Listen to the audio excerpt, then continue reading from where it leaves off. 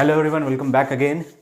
आज हम करने वाले हैं सैम्पल पेपर साइंस का 2025-26 और इस सैम्पल पेपर में हम केवल फिजिक्स को फोकस करेंगे। अभी जो आपका सैम्पल पेपर रिलीज़ हुआ है सीबीएसई बोर्ड्स में, हालांकि मैं लेट हूँ इसका सोल्यूशन डालने में, बट फिर भी जो सैम्पल पेपर आपका रिलीज़ हुआ है सीबीएसई बोर्ड्स की तरफ से 2025-26 के लिए, वो 10th बोर्ड्स का सैम्पल पेपर हम डिस्कस करने वाले हैं। और इस सैम्पल पेपर में 3 सेक्शंस हैं, ए, बी एंड सी। तो सेक्शन ए, सेक्शन बी छोड़ देंगे। सेक्शन सी जो हमारा फिजिक्स का सेक्शन है, केवल उसी सेक्शन को आज हम लोग डिस्कस करेंगे आज के लेक्चर में। और आज हर एक क्वेश्चन का हम लोग डिस्कस करेंगे। थोड़ा लेंदी लेक्चर होने वाला है, तो पेशेंस रख करके साथ में डिस्कशन में साथ रहना और पूरे क्वेश्चंस को प्रॉपर वे में समझने की कोशिश करना। चलो बिना किसी देरी के हम लोग शुरू करते हैं क्वेश्चन नंबर 1 से, जो सेक्शन सी का पहला क्वेश्चन है, मतलब क्वेश्चन नंबर 30 से। क्वेश्चन नंबर 30 सैम्पल पेपर का देखो क्या कह रहा है हमसे। क्वेश्चन नंबर 30 है, Arnav was making notes and he wrote down the following statements from his understanding of reflection from curved surfaces. एक बच्चा है अर्नव जो अपने अंडरस्टैंडिंग पे कुछ नोट्स बना रहा है और वो स्फेरिकल सर्फेसेस से जो रिफ्लेक्शन हो रहा है उसके बारे में कुछ पॉइंट्स लिखता है। सबसे पहला पॉइंट उसने क्या लिखा, concave mirrors can produce both real and virtual images depending on the position of the object. तो पहला स्टेटमेंट ये कह रहा है कि जो कॉन्केव मिरर होता है वो दोनों तरह का इमेज बना सकता है, एक रियल इमेज भी बना सकता है और एक वर्चुअल इमेज भी बना सकता है। पहला स्टेटमेंट इसने ये कहा।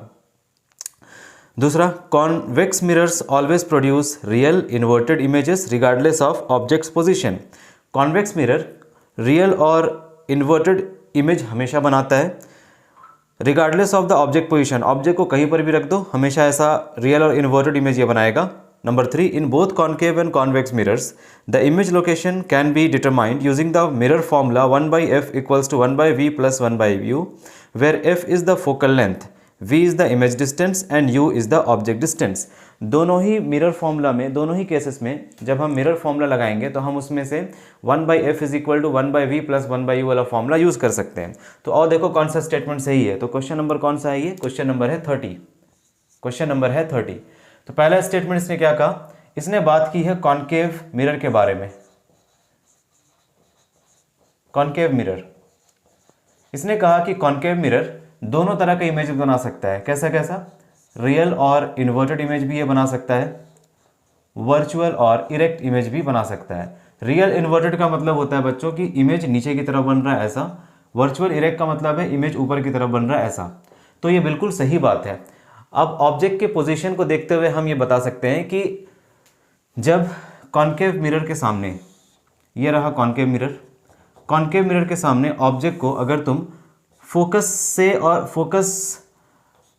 फोकस से शुरू करो, ऑब्जेक्ट को यहाँ से शुरू करो और ऑब्जेक्ट को कहीं पर भी रखो, फोकस के बाद इस साइड पे, beyond focus, centre of curvature पे रखो, बियॉन्ड सेंटर ऑफ कर्वेचर पे रखो या इन्फिनिटी पे रखो, तो फोकस या फोकस से पहले ऑब्जेक्ट कहीं पर भी रखने से इमेज हमेशा नीचे बनेगा, इधर। ये हमेशा इमेज इधर बनेगा, नीचे की तरफ बनेगा। जितना ज़्यादा दूर होता जाएगा इमेज उतना ज़्यादा बड़ा होता जाएगा। तो जब ऑब्जेक्ट को फोकस पे रखो या फिर फोकस से पहले रखो कहीं पर भी, तो हमेशा इमेज कैसा बनेगा? रियल और इन्वर्टेड बनेगा, उल्टा इमेज बनेगा और रियल इमेज बनेगा। बट इसी कॉन्केव मिरर में अगर हम ऑब्जेक्ट को पोल और फोकस के बीच में यहाँ रखते हैं, ये पोजीशन जहाँ पे मैं 1 लिख रहा हूँ, ये पोजीशन पे जब ऑब्जेक्ट को तुम रखोगे तो इमेज इधर नहीं बन करके इधर बनेगा, मतलब ये मिरर के पीछे बनेगा और ये इरेक्ट इमेज बनेगा। ये बनेगा virtual as well as erect image. तो हाँ, कॉन्केव मिरर एक ऐसा मिरर है जो हर तरह का इमेज बना सकता है, वैरायटी ऑफ इमेजेस बना सकता है। ये मैंने आपको अपने लेक्चर में ही बताया था जब मैं इस क्लास को ले रहा था, लाइट चैप्टर को, रिफ्लेक्शन टॉपिक में, कि कॉन्केव मिरर ही एक ऐसा मिरर है जो रियल इन्वर्टेड इमेज भी बना सकता है, वर्चुअल इरेक्ट इमेज भी बना सकता है। वर्चुअल इरेक्ट इमेज केवल एक सिचुएशन में बना सकता है, जब हम ऑब्जेक्ट को फोकस और पोल के बीच रखते हैं। इस सिचुएशन को छोड़ करके बाकी किसी भी सिचुएशन को ले लो, ऑब्जेक्ट को कहीं पर भी रख लो, फोकस या फोकस से पहले, तो हमेशा इमेज रियल और इन्वर्टेड बनेगा। दैट मीन्स हमारा जो फर्स्ट स्टेटमेंट है ये बिल्कुल सही है, करेक्ट। सेकेंड स्टेटमेंट ये कह रहे हैं, ये बच्चा लिख रहा है कि जो कॉन्वेक्स मिरर होते हैं, ये बात कर रहा है कॉन्वेक्स मिरर के बारे में।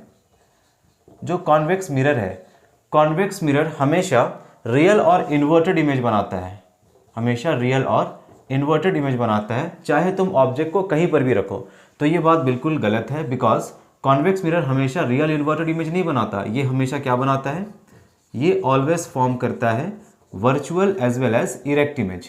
वर्चुअल और इरेक्ट इमेज बनाता है और ये इमेज फोकस और पोल के बीच में बनता है, पोल और फोकस के बीच में बनेगा। जैसे यहाँ देखिए डायग्राम से समझ लेते हैं। ये हमारे पास है कॉन्वेक्स मिरर और ये इसका प्रिंसिपल एक्सिस। अब ऑब्जेक्ट को तुम कहीं पर भी रखो, कहीं पर भी रखो, मान लो हम ऑब्जेक्ट को यहाँ पे रख रहे हैं, तो इसका इमेज, ये अगर पोल है और ये अगर फोकस है, तो इसका इमेज हमेशा इन दो के बीच में बनेगा और छोटा इमेज बनेगा, डिमिनिश्ड इमेज बनता है, सीधा इमेज बनता है। इसीलिए हम कहते हैं कि convex mirror always forms virtual, erect and diminished image. It always form diminished image. ठीक है, regardless of the position of the object. Object को कहीं पर भी रख दो, हमेशा इमेज कहाँ बनेगा, पोल और फोकस के बीच में सीधा इमेज बनेगा और छोटा इमेज बनेगा। मीन्स हमारा सेकंड स्टेटमेंट इसने जो दिया है ये गलत है। तीसरा स्टेटमेंट ये जो बोल रहा है, ये कह रहा है कि रिफ्लेक्शन जब हो रहा है तो रिफ्लेक्शन में हम मिरर फॉर्मूला किसी भी मिरर के लिए लगा सकते हैं, चाहे वो कॉनकेव मिरर हो या कॉन्वेक्स मिरर हो। रिफ्लेक्शन के केस में हम ये फॉर्मूला लगा सकते हैं 1/f is equal to 1/v plus 1/u। तो ये बात बिल्कुल सही है। रिफ्लेक्शन में कहीं पर भी तुम कॉनकेव मिरर ले लो, कॉन्वेक्स मिरर ले लो, कहीं पर भी तुम ये फॉर्मूला लगा सकते हो। ये फॉर्मूला किसी भी मिरर के लिए वैलिड है, रिफ्लेक्शन में वैलिड है। 1/f is equal to 1/v plus 1/u, जहाँ पे ये f बताता है फोकल लेंथ, v बताता है इमेज डिस्टेंस और u बताता है ऑब्जेक्ट डिस्टेंस। तो हमारा कौन कौन सा स्टेटमेंट सही हो गया? स्टेटमेंट नंबर 1 सही हो गया और स्टेटमेंट नंबर 3 सही हो गया। अब आ जाओ, देखो नीचे क्या लिखा है, choose from the following the correct option that list the correct statements about reflection from curved surfaces. इनको कर्व्ड सर्फेसेस कहते हैं, कॉनकेव मिरर को और कॉन्वेक्स मिरर को। तो इनमें से 4 ऑप्शंस दिए गए हैं, इनमें से आपको बताना है कौन कौन सा स्टेटमेंट सही है। ऑप्शन नंबर 1 एंड 2 सही है। ऑप्शन नंबर 2 1, 2, 3 तीनों सही है। ऑप्शन नंबर 3 2 एंड 3 सही है। ऑप्शन नंबर 4 मतलब लास्ट ऑप्शन डी वाला 1 एंड 3 सही है। तो हमें दिख गया कि 1 एंड 3 सही है इसका करेक्ट आंसर। आ जाओ क्वेश्चन नंबर 31 पे। Choose the correct option from the below which explains the reason for us to perceive the day sky as blue. दिन में स्काई का कलर ब्लू होता है, दिखता है ना ब्लू। अगर ये स्काई का कलर नीला है, ब्लू है, तो क्यों दिखता है? इसका रीज़न कुछ दिया गया है, इसमें से करेक्ट रीज़न आपको फाइंड आउट करना है या टिक करना है। तो सबसे पहला रीज़न जो हमें देखा है यहाँ पे, option number A, as sunlight passes through the atmosphere. जब सनलाइट एटमॉस्फेयर में पास करती है, shorter wavelengths such as blue. Blue का वेवलेंथ कम होता है, रेड का वेवलेंथ सबसे ज़्यादा होता है। ब्लू का कम होता है, मैक्सिमम नहीं होता, वायलेट का मैक्सिमम होता है। Okay, wavelength of violet colour is minimum and wavelength of red colour is maximum, और ब्लू का उनके बीच में।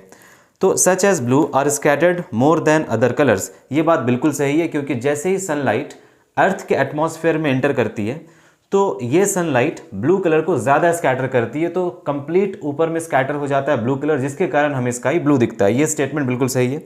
अच्छा, सेकंड स्टेटमेंट भी चेक कर लेते हैं। Statement number B, the sky appears blue because all the colours are scattered equally. नहीं, सारा कलर इक्वली स्कैटर नहीं होते हैं। जिन कलर का वेवलेंथ कम होता है वो ज़्यादा स्कैटर होते हैं, और जिन कलर का वेवलेंथ ज़्यादा होता है वो कम स्कैटर होते हैं। अगर तुम ये जानते हो विबग्योर,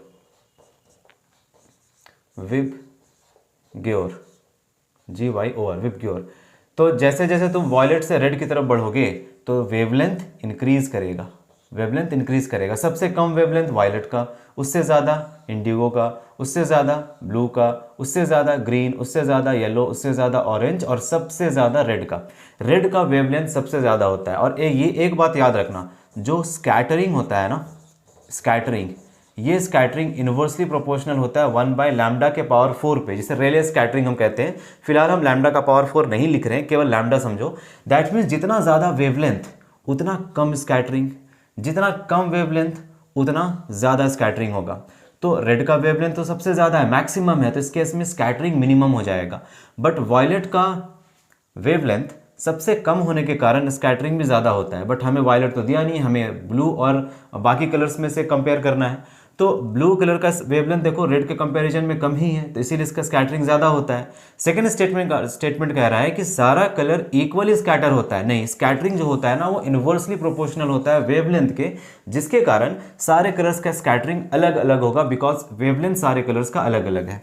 तो ऑप्शन नंबर बी गलत है। ऑप्शन नंबर सी देखेंगे, the blue colour of the sky is due to longer wavelength like red. Sky का ब्लू कलर लॉन्गर वेवलेंथ वाले कलर के कारण होता है, मतलब रेड कलर के कारण होता है? नहीं, रेड कलर जो है ना वो कम स्कैटर करता है, ब्लू कलर ज्यादा स्कैटर करता है। और स्काई का ब्लू कलर ब्लू कलर की स्कैटरिंग के कारण आता है, रेड कलर के स्कैटरिंग का कारण नहीं आता। And orange scattering more than shorter wavelengths making blue stands out more, ये भी गलत है। Number D, the atmosphere contains blue coloured particles, atmosphere में ब्लू कलर का पार्टिकल्स है, तो ये तो महावाहियात बात है।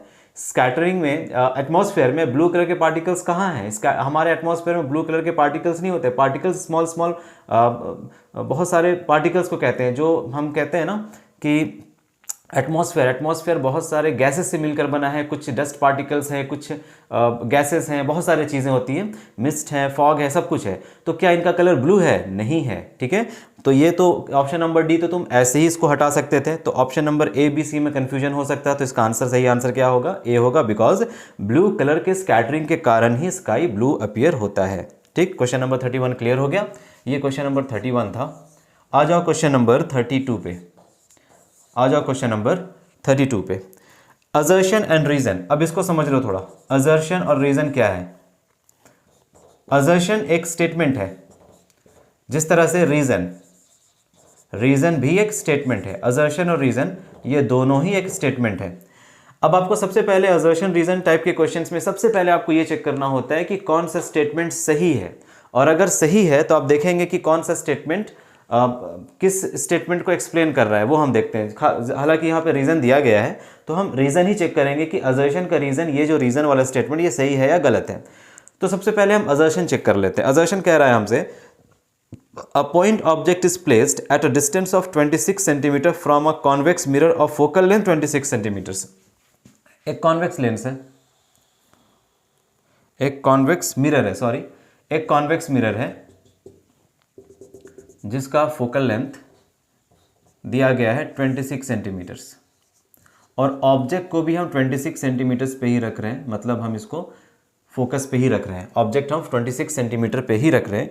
The image is not form at infinity, image infinity पे नहीं बनेगा। ये बात बिल्कुल सही है, क्योंकि कॉन्वेक्स, सॉरी ये तो कॉन्केव मिरर हो गया ना, कॉन्वेक्स मिरर बनाना है हमें बनाना है कॉन्वेक्स मिरर, हमें बनाना है कॉन्वेक्स मिरर। ये बात बिल्कुल सही है, बिकॉज कॉन्वेक्स मिरर में ऑब्जेक्ट को तुम कहीं पे भी रखो, हमेशा इमेज कहाँ बनता है? हमेशा इमेज कहाँ बनेगा? इमेज बनेगा, एक सेकंड रुक जाओ, इसका फोकस इधर होता है, जस्ट अ सेकंड, इसका फोकस यहाँ पे होता है, और ये जो डिस्टेंस हमें दे रखा है ये 26 सेंटीमीटर दे रखा है, करेक्ट। और ऑब्जेक्ट को भी हम कहाँ पे रख रहे हैं? हम ऑब्जेक्ट को 26 सेंटीमीटर पे रख रहे हैं। मान लो हम ऑब्जेक्ट को यहाँ पे रख रहे हैं, 26 सेंटीमीटर पे रख रहे हैं। तो कॉन्वेक्स मिरर के सामने तुम ऑब्जेक्ट को 26 सेंटीमीटर पे रखो, 5 सेंटीमीटर पे रखो, 50 सेंटीमीटर पे रखो, कहीं पर भी रखो, उससे फर्क नहीं पड़ेगा। इमेज हमेशा कहाँ बनेगा? इमेज हमेशा पोल और फोकस के बीच यहाँ पे बनेगा, ए बी, ठीक है। दैट मीन्स, इसका ये मतलब हुआ कि ये फर्स्ट स्टेटमेंट सही है। कॉन्वेक्स मिरर का दो केस याद रखना, एक केस याद रखना इन्फिनिटी वाला, और दूसरा केस याद रखना इन्फिनिटी और पोल के बीच में कहीं पर भी ऑब्जेक्ट को रख दो। जब ऑब्जेक्ट को तुम इन्फिनिटी पे रखोगे तो इमेज बनेगा फोकस पे, पहला केस। दूसरा केस, जब तुम ऑब्जेक्ट को इस लाइन के ऊपर कहीं पर भी रखोगे तो इमेज हमेशा यहाँ पे बनेगा, सीधा इमेज बनेगा, मतलब इरेक्ट इमेज बनेगा, और डिमिनिस्ड इमेज बनेगा, छोटा इमेज बनेगा। तो ये जो सिचुएशन है कॉन्वेक्स का, इस केस के लिए जो हमें स्टेटमेंट दिया गया है वो बिल्कुल सही है कि इमेज इन्फिनिटी पे नहीं बनेगा, इन्फिनिटी पे नहीं बनेगा, यहाँ पे बनेगा। अगर इसी केस को बदल करके कॉन्केव मिरर दे देता तो कॉन्केव मिरर में ये वाला स्टेटमेंट गलत हो जाता है, क्योंकि कॉन्केव मिरर में फोकल लेंथ यहाँ पे लाई करता है, और अगर तुम ऑब्जेक्ट को फोकस पे रखोगे तो इमेज इन्फिनिटी पे बनता है। याद रखना ये केस आपसे इसलिए पूछा है क्योंकि कॉन्केव और कॉन्वेक्स में ये केस बदल जाता है। कॉन्केव में फोकस पे ऑब्जेक्ट को रखने पे इमेज इन्फिनिटी पे जनरेट होगा, बट कॉन्वेक्स में ऑब्जेक्ट को मिरर के सामने कहीं पर भी तुम रखोगे तो वो हमेशा इमेज कहाँ बनाएगा? यहाँ पे बनाएगा। अब यहाँ पे कंफ्यूजन कहाँ पे होगा आप लोगों को? आपको लगेगा कि फोकल लेंथ 26 सेंटीमीटर दे रखा है, जो मैंने कंफ्यूजन से अभी ये डायग्राम बनाया था, सेम कंफ्यूजन आपको भी हो सकता है, बहुत ही नेचुरल सा चीज़ है। तो फोकस अगर 26 सेंटीमीटर पे है तो आप सोचोगे कि ऑब्जेक्ट भी तो 26 सेंटीमीटर पे रख रहा है, मतलब ऑब्जेक्ट फोकस पे रख रहा है, आप ये गलती से समझ सकते हो। तो इसीलिए कॉन्सेप्ट को बहुत अलग अलग क्लैरिटी रखना है कॉन्सेप्ट में। कॉन्वेक्स मिरर में तुम ऑब्जेक्ट को कहीं पर भी रखो, पोल और इन्फिनिटी के बीच में, हमेशा इमेज यहीं पे बनेगा, इन्फिनिटी पे नहीं बनेगा। फर्स्ट स्टेटमेंट हमारा सही है। सेकंड स्टेटमेंट क्या कह रहा है हमसे? For above given system the equation 1/f is equal to 1/v plus 1/u gives v is equal to infinity. यहां से जब सॉल्व करोगे तो v का वैल्यू इन्फिनिटी आएगा, ये हमसे कह रहा है। तो v का वैल्यू इन्फिनिटी आएगा, चेक कर लेते हैं।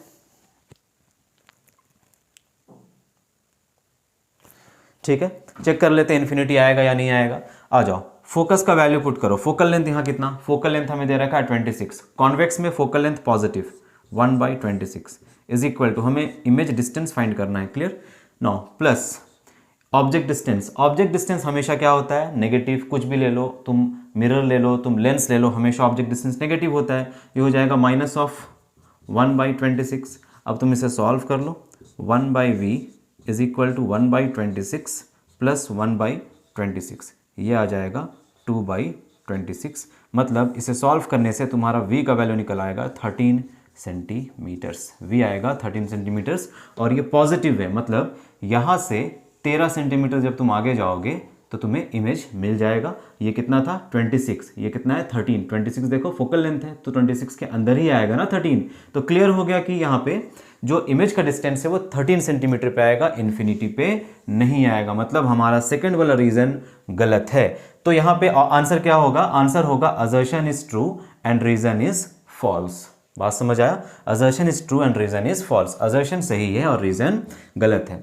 अब कई बार इसी टाइप के क्वेश्चन में असर्शन भी सही होता है, रीजन भी सही होता है, तो दोनों को लिंक करने वाला स्टेटमेंट आपको बताना होता है कि क्या रीजन असर्शन को एक्सप्लेन कर पा रहा है या नहीं कर पा रहा है। तो जो भी स्टेटमेंट असर्शन में लिखा हो उसके बाद तुम ऐड कर देना बिकॉज। क्या ऐड कर देना, बिकॉज। ठीक है, उसके बाद ये स्टेटमेंट पढ़ना। अगर ये वाला स्टेटमेंट इसको एक्सप्लेन कर पा रहा है तो हमारा असर्शन भी सही, रीजन भी सही, and reason is the correct explanation of assertion. मान लो इसी क्वेश्चन में अगर मैं ये कहता कि फर्स्ट वाला जो स्टेटमेंट है that image will not be formed at infinity, first statement वही होगा, और रीजन में चेंज करके ये लिखता because whenever an object is placed in front of a convex mirror, image is always obtained between pole and focus। अगर ये statement reason होता तो ये रीजन भी सही हो जाता और ये रीजन असर्शन को एक्सप्लेन कर रहा होता। तो यहाँ पर हमारा ऑप्शन होता, जैसे ऑप्शन ABCD ऊपर लिखा हुआ है, हमारा ऑप्शन बी सही हो जाता।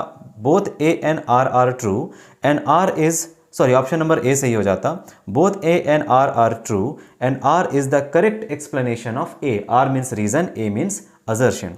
फिलहाल के लिए हमारा आंसर क्या हो जाएगा, A is true but R is false. C answer हो जाएगा हमारा, A is true and R is false. I hope ये क्लियर हो गया है। तो जितना भी क्वेश्चन तुम करोगे ना फिजिक्स में लाइट चैप्टर से, उसके लिए तुम्हें रे डायग्राम को भी बिल्कुल याद रखना पड़ेगा। रे डायग्राम समझ जाओगे एक बार तो फिर तो सारा न्यूमेरिकल, सारा स्टेटमेंट्स तुम चेक कर सकते हो। अभी देखो लाइट चैप्टर से ही कितना क्वेश्चन हो गया। एक तो क्वेश्चन आ गया वहाँ पे MCQ वाला और एक क्वेश्चन असर्शन रीजन वाला आ गया, क्लियर। और ह्यूमन आई से एक क्वेश्चन आ गया। तो लाइट चैप्टर से 3 क्वेश्चन अभी तक हो चुका है, ह्यूमन आई और लाइट चैप्टर से। अब आ जाओ क्वेश्चन नंबर 33 पे। अब ये क्वेश्चन भी देखो लाइट चैप्टर का ही है।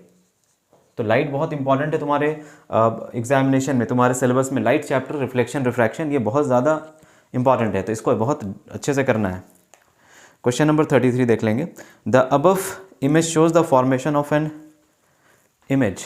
ऊपर वाला जो इमेज है वो फॉर्मेशन ऑफ इमेज शो कर रहा है। तो ये देखो, ये बना रहा हूँ मैं इसका डायग्राम। ये एक बॉक्स है, ये एक बॉक्स है और यहाँ पे ऑब्जेक्ट है। रेस कुछ ऐसा है,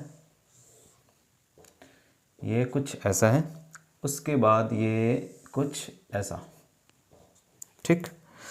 इस रे को वापस प्रोड्यूस किया गया तो ये यहाँ से पास कर रहा है, तो यहाँ पे बन गया इमेज। इसका डिस्टेंस यहाँ से दे रखा है 10 सेंटीमीटर्स और इसका डिस्टेंस दिया है 20 सेंटीमीटर्स। तो ये रहा डायग्राम। क्वेश्चन देखो, ये 2 नंबर का क्वेश्चन है। ऊपर वाला जितना भी क्वेश्चन हमने डिस्कस किया है वो 1 नंबर का क्वेश्चन है। तो बोर्ड्स एग्जामिनेशन में देख लेना, जो पैटर्न आपका सैम्पल पेपर का है सेम पैटर्न पे ही क्वेश्चंस रहेगा, ठीक। आ जाओ, देखो यहाँ पे identify the optical instruments in the image. इस इमेज के अंदर आपको बताना है कौन सा ऑप्टिकल इंस्ट्रूमेंट है। Second, what type of image is formed in this case. चलो फर्स्ट एंड सेकंड कर लेते हैं पहले। तो ये बॉक्स हमें बना कर दे रखा है, इस बॉक्स के अंदर हमें पूछ रहा है कि क्या है इस बॉक्स के अंदर। अब रेस को देख करके हमको बताना है कि इस बॉक्स के अंदर क्या है। देखो इस बॉक्स के अंदर क्या है, अगर यहाँ पे मिरर होता, मिरर का क्या करता, मिरर इस रे को वापस रिफ्लेक्ट बैक कर देता, रे तो उधर जाता ही नहीं। और अगर कॉन्वेक्स मिरर होता है यहाँ पे, मान लो ये कॉन्वेक्स मिरर है, तो रे उसी मीडियम में वापस जाता ना। ये कॉनकेव मिरर के केस, ये वाला कॉनकेव मिरर का और ये कॉन्वेक्स मिरर का, तो रेस दूसरे मीडियम उस तरफ जाता ही नहीं। जब भी अगर यहाँ पे मिरर होगा तो एक बात का ध्यान रखना, रेस टकराकर वापस उधर ही आ जाएगा, चाहे वो नीचे की तरफ आ जाए चाहे वो ऊपर की तरफ चला जाए। तो मिरर में ऐसा होता है, बट लेंस में रे दूसरी तरफ चला जाएगा। तो इसके अंदर फॉर श्योर क्या है, एक लेंस है।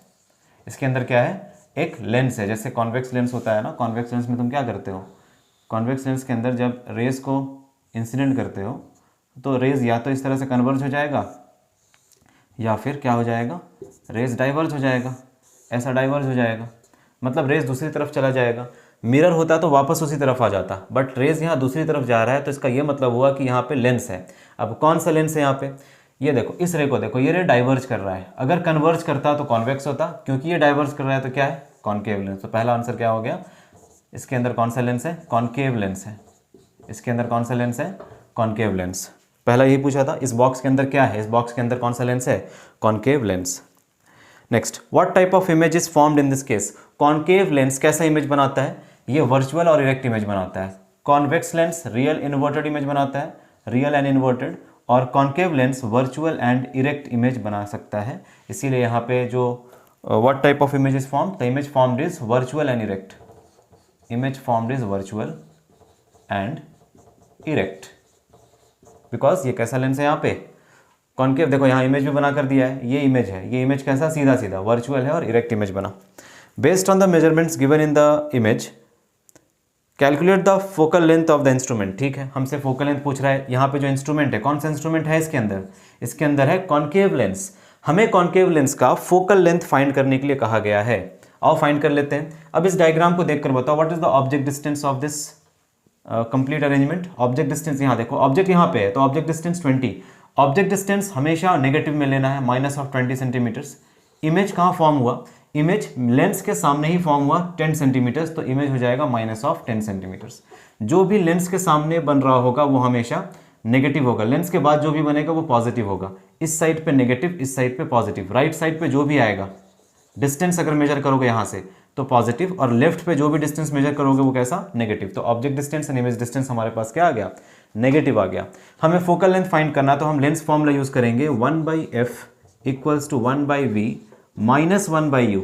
अब लेंस फार्मूला और मिरर फार्मूला में अक्सर लोगों को कंफ्यूजन रहता है कि कहाँ पे माइनस लगेगा, कहाँ पे प्लस लगेगा।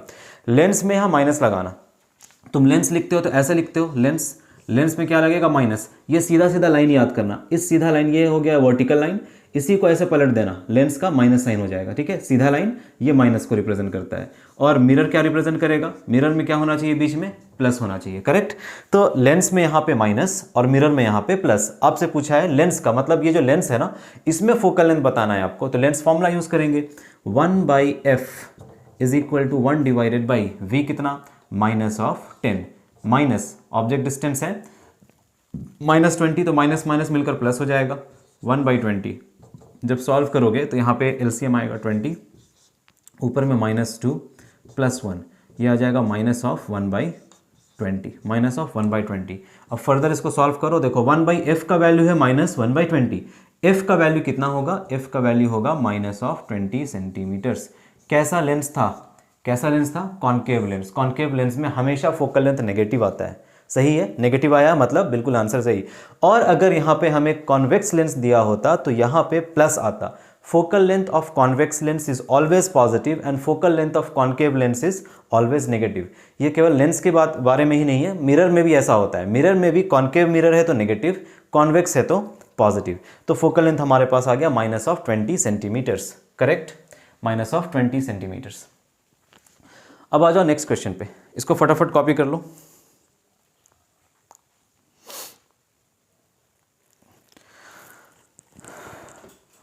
बताओ अब तक क्वेश्चन समझ तो आया ना, अब तक जितना भी क्वेश्चन मैंने डिस्कस किया आपके साथ, क्या ये क्लियर है बिल्कुल सब कुछ।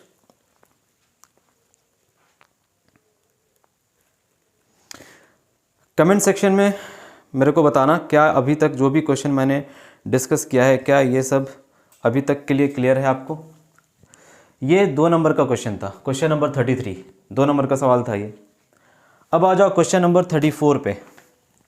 क्वेश्चन नंबर 34 पे, क्वेश्चन नंबर 34 दिया है हमें, क्या हमें दिया है इलेक्ट्रिक सर्किट पे एक क्वेश्चन है। अच्छा, visually challenged visually impaired students का जो सवाल है वो मैं डिस्कस नहीं कर रहा हूँ, ठीक है। कभी और मौका मिलेगा तो उन सारे क्वेश्चंस को भी कर लेंगे। हम नॉर्मल क्वेश्चंस पहले कर लेते हैं ये सारा, ठीक है। वो सारा क्वेश्चंस हम लोग बाद में करेंगे, कभी और मौका मिलेगा तो।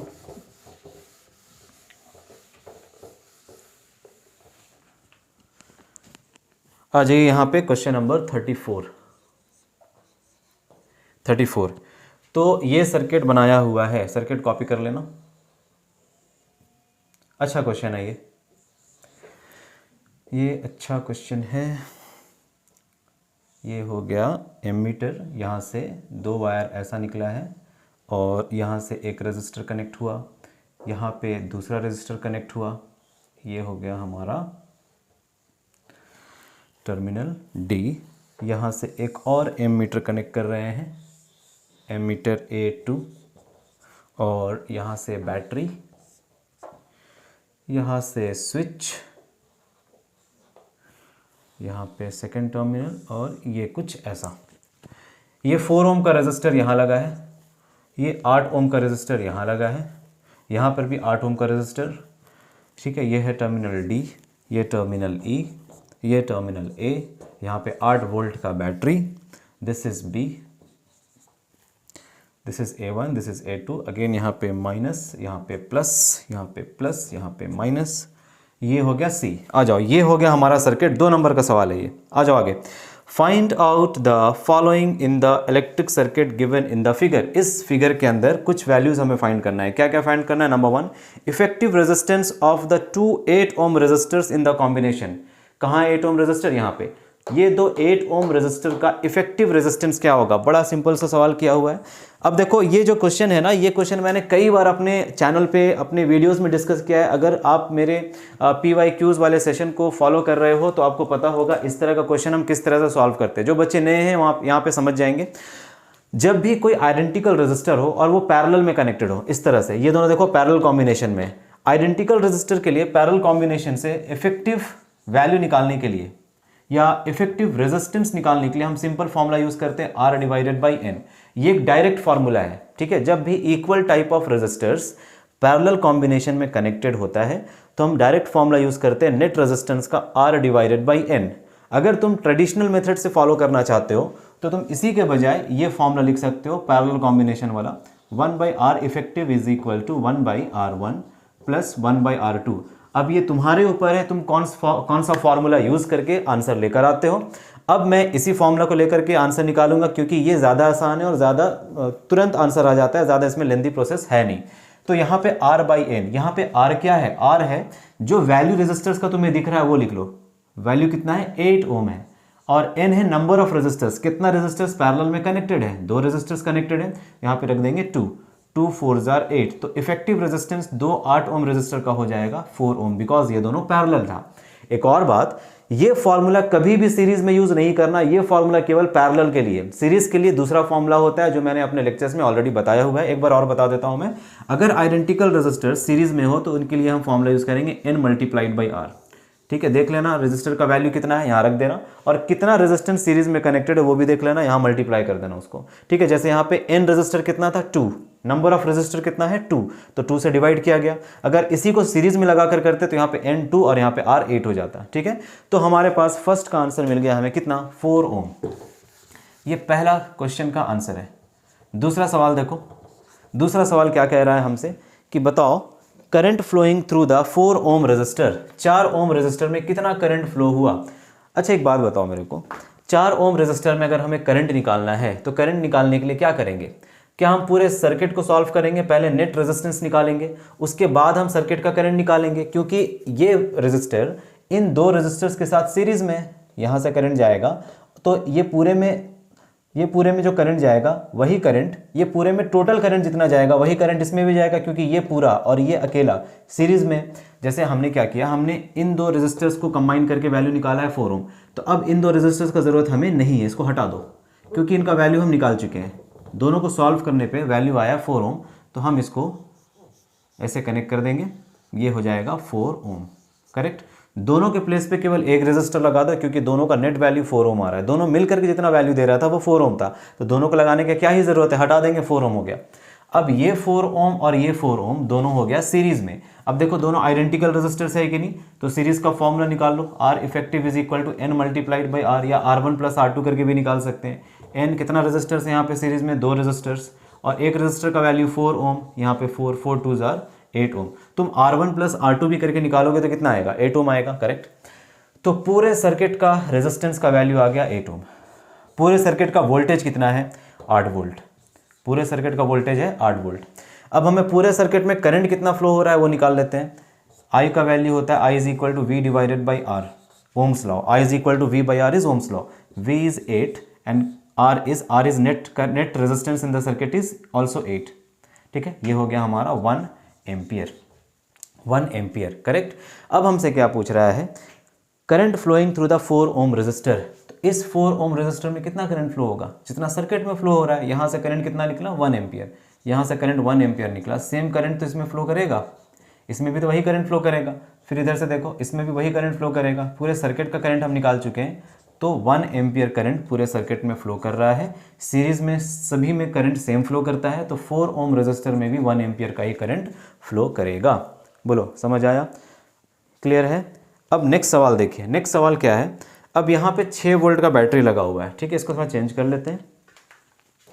इस सर्किट में यहाँ पे तुम्हारे पास एक डिफरेंट रेजिस्टर है, ये A2 है और इधर A1 है। चलो ठीक,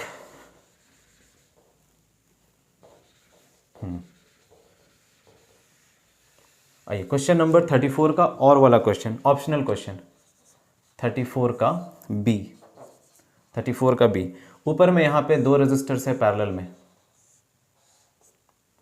यहाँ पे 2 रेजिस्टर्स हैं पैरेलल में।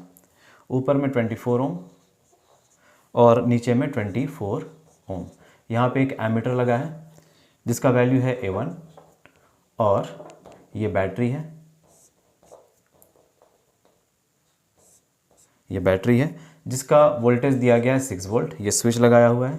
यहाँ पे एमीटर A2 दिया हुआ है, ये एमीटर A2। यहाँ पे 12 ओम का रेजिस्टर है,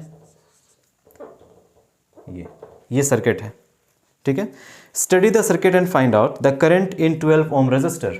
12 ओम, इस पूरे सर्किट को स्टडी करना है, 12 ओम में करंट फाइंड करना है।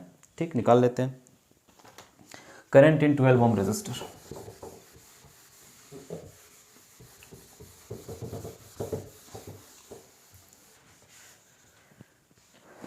आ जाओ, 12 ओम रेजिस्टर पे करंट निकालना है हमें।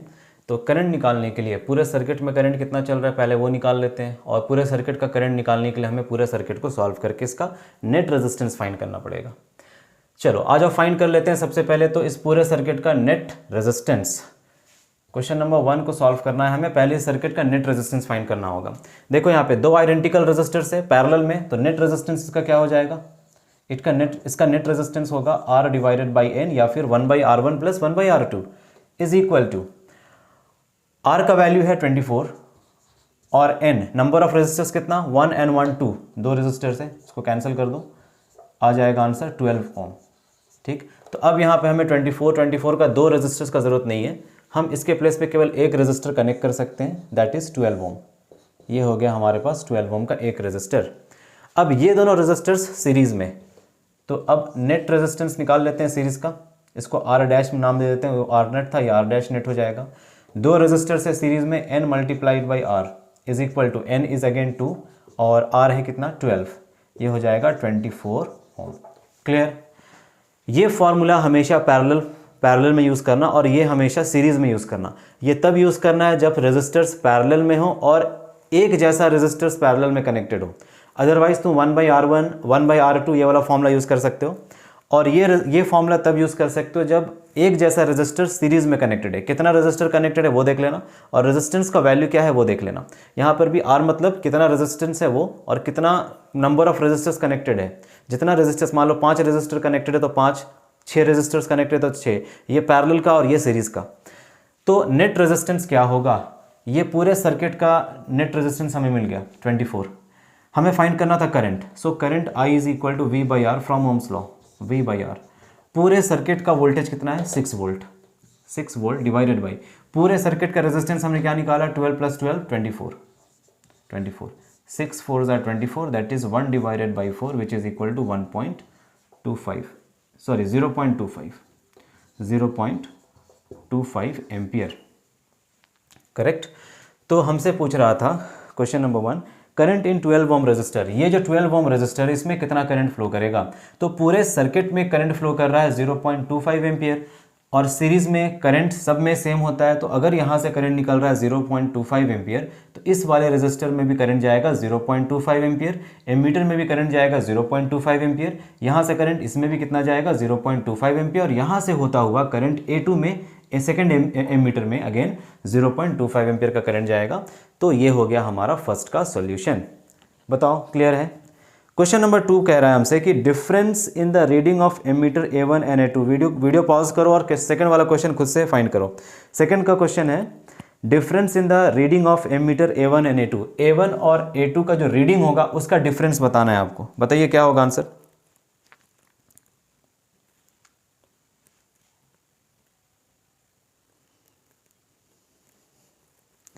बताइए, आ गया होगा आंसर। देखो सेकंड नंबर का आंसर होगा, क्या होगा, एमीटर क्या काम क्या होता है, हम क्यों यूज़ करते हैं एमीटर। सर्किट में एमीटर सीरीज में इसलिए जोड़ा जाता है बिकॉज ये करंट को मेजर करता है। ये एक डिवाइस है जो करंट मेजर करेगा। ये भी एमीटर है, 2 एमीटर्स इसी सर्किट में लगा हुआ है, एक एमीटर यहाँ पे लगा हुआ है और एक एमीटर यहाँ पे लगा हुआ है। तो दोनों का काम क्या है, सर्किट में करंट को मेजर करना। और एक और बात, जब भी एमीटर कनेक्ट करो तो एमीटर को हमेशा सीरीज में कनेक्ट करो, जिस तरह से यहाँ कनेक्टेड है। यहाँ से कितना करंट जा रहा था, यहाँ से करंट कितना निकला 0.25 एम्पियर। ये करंट इस तरह से जाता हुआ इस एमीटर में भी चला जाएगा 0.25, फिर यहाँ से होता हुआ करंट यहाँ आएगा 0.25 एम्पियर। तो जितना रीडिंग एमीटर A1 का होगा सेम रीडिंग एमीटर A2 का होगा। तो दोनों का डिफरेंस कितना आ जाएगा, डिफरेंस आ जाएगा 0। Difference in the ammeter reading is 0। Why 0, because दोनों में सेम करंट फ्लो हो रहा है। बताओ, कंप्लीट, क्लियर। क्वेश्चन नंबर 35, ये कौन सा था, 34। चलो क्वेश्चन नंबर 35 पे आ जाओ। क्वेश्चन नंबर 34 कितने मार्क्स का था, ये 2 मार्क्स का क्वेश्चन था। चलो ठीक है, आ जाओ क्वेश्चन नंबर 35 पे। क्वेश्चन नंबर 35 पे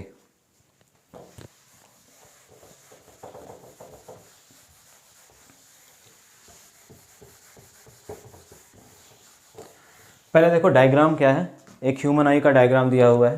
क्वेश्चन नंबर 35 का ये कौन सा पार्ट है, अच्छा इसमें ऑप्शन नहीं है।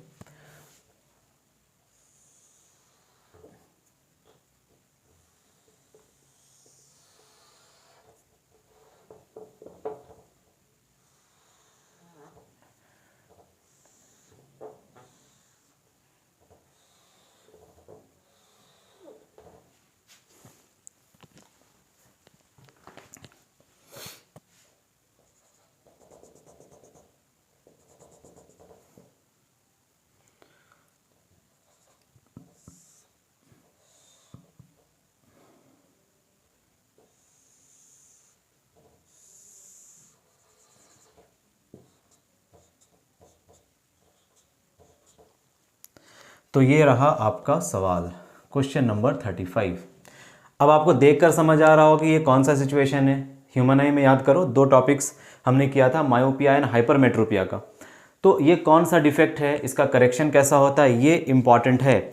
यहाँ पे जो सिचुएशन दिया हुआ है ये हाइपरमेट्रोपिया का दिया हुआ है। आपको मायोपिया और हाइपरमेट्रोपिया का करेक्शन, डिफेक्ट ऑफ विजन और इसका रीज़न, ये डिफेक्ट का मतलब करेक्शन से पहले का डायग्राम, करेक्शन करते हुए क्या डायग्राम बनेगा वो याद रखना है। फिर वो क्या होता है, डेफिनेशन, मायोपिया क्या है, हाइपरमेट्रोपिया क्या है। फिर इसके बाद इनमें करेक्शन हम जब करते हैं तो करेक्टिव लेंस क्या यूज़ करते हैं, यहाँ पे कौन सा लेंस यूज़ किया जाता है, मायोपिया में क्या किया जाता है और हाइपरमेट्रोपिया में क्या किया जाता है ये, और एक है इसका रीज़न, इनके बीच का इनका जो रीज़न है क्यों ऐसा डिफेक्ट हुआ उसका रीज़न याद रखना है। फिलहाल ये क्वेश्चन डिस्कस कर लेते हैं। क्वेश्चन नंबर 35 का फर्स्ट क्वेश्चन देखो। क्वेश्चन नंबर 35 का पहला question, the above image shows a corrective measure for a particular defect of vision. ये एक करेक्टिव मेजर है, करेक्शन किया हुआ है ये किसी डिफेक्ट का। तो पहला क्वेश्चन हमसे कह रहा है, बताइए identify the defect of vision and state what kind of lens is used to correct this deficiency. ये किस टाइप का डिफेक्ट है। देखो डिफेक्ट हम डायग्राम में पहचानेंगे इस लेंस से, ये एक लेंस है, इस लेंस से हम पहचानेंगे डिफेक्ट। कैसा लेंस है ये कॉन्वेक्स लेंस है। और कॉन्वेक्स लेंस में कौन सा डिफेक्ट में कॉन्वेक्स लेंस यूज़ करते हैं हम, अंदर का लेंस मत देखना, बाहर का लेंस देखना। अगर बाहर लेंस कॉन्वेक्स बना है तो ये डिफेक्ट है हाइपरमेट्रोपिया, हाइपरमेट्रोपिया, हाइपरमेट्रोपिया, जिसको आप फार साइटेडनेस भी कहते हैं। तो कौन सा डिफेक्ट है ये, this defect is hypermetropia, metropia, this is hypermetropia. Second, अच्छा सेकेंड क्वेश्चन कह रहा है कि what kind of lens is used, what kind of lens is used, convex lens is used. Second question, draw and label a ray diagram that shows the defect of vision in the above case before correction. Correction से पहले का diagram बनाना है आपको। देखो correction, ये diagram correction का diagram है, कैसे पता चलेगा, तो करेक्शन वाला डायग्राम में यहाँ सामने में एक लेंस लगा होगा, या तो कॉन्वेक्स लेंस लगा होगा या कॉनकेव लेंस लगा होगा। अगर कॉन्वेक्स लेंस लगा है तो हाइपरमेट्रोपिया है, और अगर यहीं पे कॉनकेव लेंस लगा हो तो ये हो जाएगा मायोपिया। ठीक है, अब हमसे पूछ रहा है कि इसी का दूसरा डायग्राम बनाओ जो करेक्शन से पहले का डायग्राम होता है। तो आ जाओ करेक्शन से पहले का डायग्राम बना लेते हैं। तो इसके लिए सबसे पहले समझो हाइपरमेट्रोपिया क्या है। हाइपरमेट्रोपिया एक ऐसा डिफेक्ट ऑफ विजन है जिसमें ऑब्जेक्ट, सामने का ऑब्जेक्ट मतलब पास का ऑब्जेक्ट तुम्हें दिखाई नहीं देगा, दूर का ऑब्जेक्ट तुम्हें साफ साफ नजर आएगा। दैट मीन्स उस आई का जो नियर पॉइंट होता है वो near point normal near point से ज़्यादा होता है। मान लो हमारे लिए नॉर्मल नियर पॉइंट 25 सेंटीमीटर्स है, बट हाइपरमेट्रोपिक आई को 25 सेंटीमीटर्स पे रखा हुआ ऑब्जेक्ट प्रॉपर दिखाई नहीं देगा, क्योंकि वो बहुत पास हो जाता है उसके लिए। तो क्या करना पड़ेगा, उसी ऑब्जेक्ट को 25 से थोड़ा दूर लेकर जाना पड़ेगा, तब वो देख पाएगा उसे। तो उसका नियर पॉइंट खराब हो जाता है। फार पॉइंट ठीक रहता है, दूर का चीज़ उसे आराम से दिखेगा, बट पास का चीज़ देखने में ही प्रॉब्लम होती है। तो वो डिफेक्ट का हमें यहाँ पे डायग्राम बनाना है। तो एक हो गया इसका नॉर्मल नियर पॉइंट, मान लो ये n है और यहाँ से एक स्ट्रेट लाइन बना लेते हैं पहले तो ये, और ये आई लेंस है, अंदर का लेंस भी कॉन्वेक्स होता है, और यहाँ पे n डैश है। अब ये मतलब समझो इसका, n डैश का मतलब क्या है, ये जो n डैश है ना, ये इसका 25 सेंटीमीटर है, मतलब नॉर्मल नियर पॉइंट है। ये जो हम लोगों के लिए नॉर्मल नियर पॉइंट 25 सेंटीमीटर्स होता है वही है। तो जब ऑब्जेक्ट को यहाँ पे रखा जाएगा तो इसे इमेज दिखाई नहीं पड़ेगा। इस ऑब्जेक्ट का जो इमेज बनेगा वो रेटिना के बाद बनेगा, इधर बनेगा रेटिना के बाद। तो ये हमें दिखाई नहीं पड़ता है, ठीक है, ये हमें दिखाई नहीं पड़ता है, क्योंकि जब तक ये इमेज रेटिना पे नहीं बनेगा, इमेज दिखाई नहीं पड़ेगा, तो ये जो इमेज बनता है वो रेटिना के बाद बाहर में बनने लगता है, इसीलिए यहाँ देखने में प्रॉब्लम आती है। तो हम क्या करते हैं, इसको सुधारने के लिए हम सामने में एक कॉनकेव लेंस लगा देते हैं, जिसके कारण रेस और ज़्यादा कन्वर्ज होकर के फाइनल इमेज यहाँ पे बनाता है। तो ये जो n डैश है ये इसका नॉर्मल है 25 सेंटीमीटर्स। ऑब्जेक्ट को 25 सेंटीमीटर से दूर रखोगे तब वो क्लियर देखेगा, बट 25 पे रखोगे तो वो देख नहीं पाएगा। ये इसका ये इसका डिफेक्ट है हाइपरमेट्रोपिक आई का, हाइपरमेट्रोपिक आई,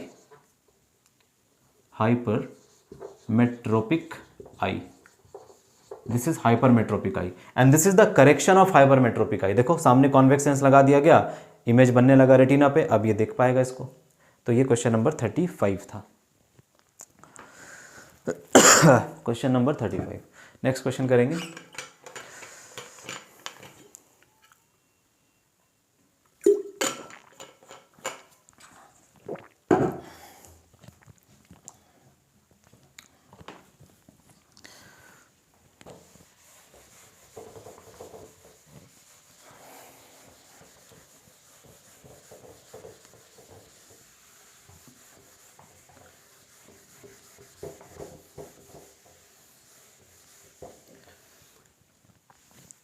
देखो क्वेश्चन नंबर 36।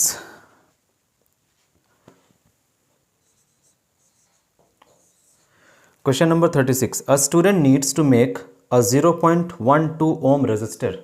एक बच्चा है जिसको 0.12 ओम का एक रेजिस्टर बनाना है। She has some copper wire of 0.80 millimetre diameter. एक कॉपर वायर है जिसका डायमीटर है 0.80 मिलीमीटर। तो यहाँ से रेडियस निकाल लो, बिकॉज हमें रेडियस का ज़रूरत पड़ेगा।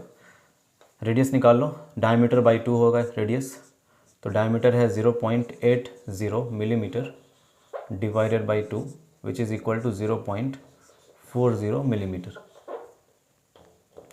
मिलीमीटर।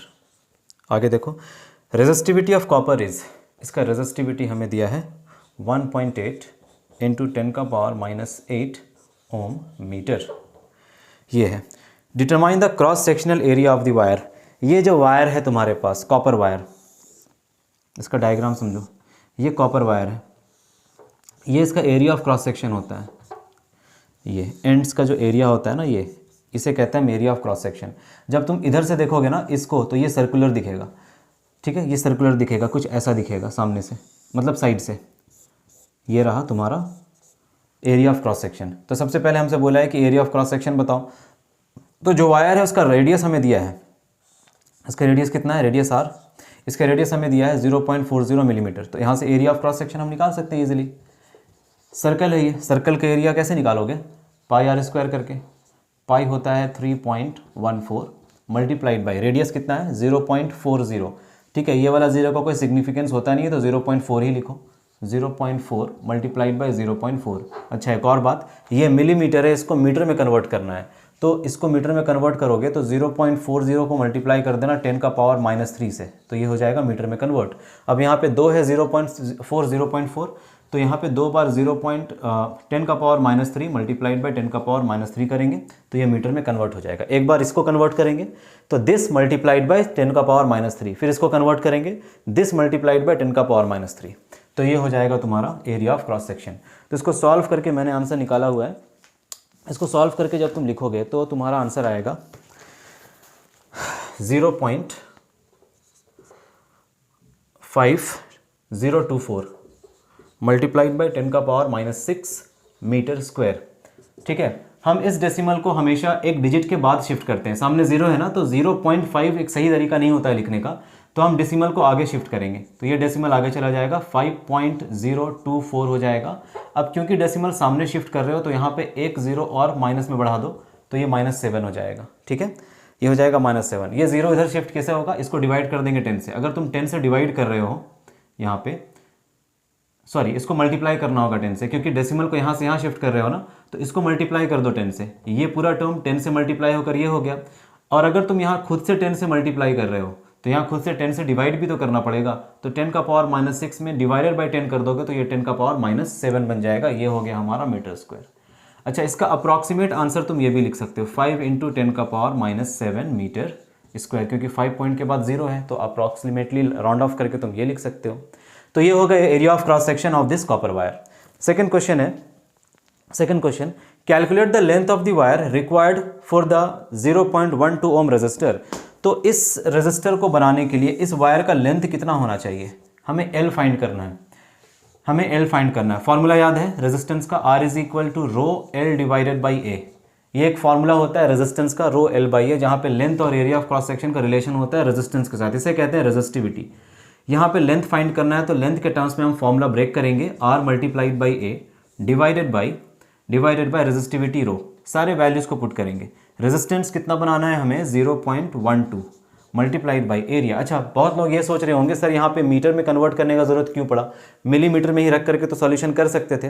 ठीक है, कर सकते थे, बट यहाँ पे आपको फाइंड क्या करना है, आपको फाइंड करना है लेंथ, और सारा यूनिट देखो तो रेजिस्टेंस तुम्हें ओम में दे रखा है ना, और रेजिस्टिविटी ओम मीटर में, तो ये सब SI यूनिट में दिया हुआ है, इसीलिए हम सारे यूनिट को सेम करके चलेंगे। तो हमें रेडियस और डायमीटर को भी SI यूनिट में ही चेंज करना पड़ेगा, तो मिलीमीटर से मीटर में इसलिए चेंज किया गया है। सबको एक यूनिट में रखना है, एक कुछ SI में कुछ CGS में लिख कर करोगे ना गलत हो जाएगा, इसीलिए सबको एक ही यूनिट में कन्वर्ट करना है। 0.12 मल्टीप्लाइड बाई एरिया कितना निकला है, 5 × 10⁻⁻7 डिवाइडेड बाई रेजिस्टिविटी कितना है, 1.8 मल्टीप्लाइड बाई 10⁻⁻8, ये हुआ रेजिस्टिविटी। क्लियर। अब सबको सॉल्व करना है। 0.12 को 5 से मल्टीप्लाई करोगे, ये आएगा 0.6 मल्टीप्लाइड बाई, यहाँ 10 का पावर -7 है, ये -8 को ऊपर ले आओ, +8 हो जाएगा और डिवाइड कर दो 1.8 से। यहाँ से डेसिमल और यहाँ से डेसिमल कैंसिल हो जाएगा, तो क्या बचेगा, यहाँ पे बचेगा लेंथ इज इक्वल टू, यहाँ पे 6 है और 6/18 है, यहाँ पे 6 डिवाइडेड बाई 18 मल्टीप्लाइड बाई, इधर 10 का पावर -7 + 8, इसको सॉल्व करोगे ये आएगा 10, 6 3 18, तो L आ जाएगा 10 डिवाइडेड बाई 3 मीटर्स। अगर डेसिमल में इसका वैल्यू निकालोगे तो ये आएगा 3.33 मीटर्स। देखो ये आएगा 3.33 मीटर्स। बताओ क्लियर, आसान सॉल्यूशन था। तो ये 3 नंबर का क्वेश्चन है टोटल। क्वेश्चन नंबर 36 3 मार्क्स का क्वेश्चन है। इस तरह से इसका सॉल्यूशन हम करेंगे, देख लो बढ़िया से। कहीं पे कोई डाउट है तो कमेंट कर दो, मैं इसका सॉल्यूशन फिर से नेक्स्ट लेक्चर जब बनाऊंगा या कमेंट सेक्शन में आपको क्लियर कर दूंगा, क्या इसमें डाउट है आपको बता देना। आ जाओ क्वेश्चन नंबर 37 पे। क्वेश्चन नंबर 37 भी 3 नंबर का क्वेश्चन है, बट बहुत सिंपल सा क्वेश्चन है ये। क्वेश्चन नंबर 37 एक बहुत सिंपल सा क्वेश्चन है 3 मार्क्स का। अब ऐसे ऐसे क्वेश्चन देखो, इसमें थोड़ा कैलकुलेशन तो करना पड़ा आपको।